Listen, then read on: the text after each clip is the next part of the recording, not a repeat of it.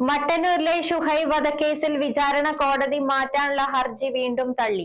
വിചാരണ കോടതി മാറ്റാൻ പ്രതിഭാഗം വീണ്ടും നൽകിയ ഹർജിയാണ് തലശ്ശേരി 1-ാം അഡീഷണൽ ജില്ലാ സെഷൻ ജഡ്ജ് ഡെന്നി CJ തള്ളിയത്. സാക്ഷി വിസ്താരം ക്രമപ്രകാരമല്ലെന്നുള്ള കാരണം പറഞ്ഞാണ് പ്രതിഭാഗം വിചാരണ കോടതി മാറ്റാനായി ഹർജി നൽകിയത്.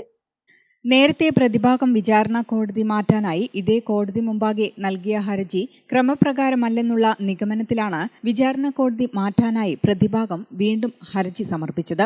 നിലവിൽ 3-ാം അഡീഷണൽ ജില്ലാ sessions judge Ruby K Jose മുമ്പാകെയാണ് വിചാരണ നടന്നുവരുന്നത്. പരിക്ക് പറ്റിയതുൾപ്പെടെ 3 സാക്ഷികളെയാണ് വിസ്തരിച്ചത്. ഇതിൽ 1-ാം സാക്ഷി ഒഴികെ 2 സാക്ഷികളുടെ ക്രോസ് വിസ്താരം പ്രതിഭാഗം നടത്താതെ വിട്ടുനൽകുകയാണുണ്ടായത്.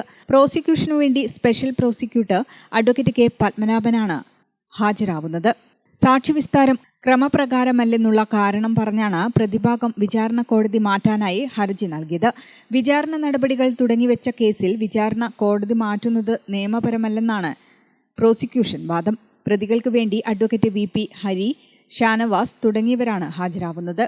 ആകാശ് തിലങ്കേരി ഉൾപ്പെടെ 17 CPM പ്രവർത്തകരാണ് കേസിലെ പ്രതികൾ.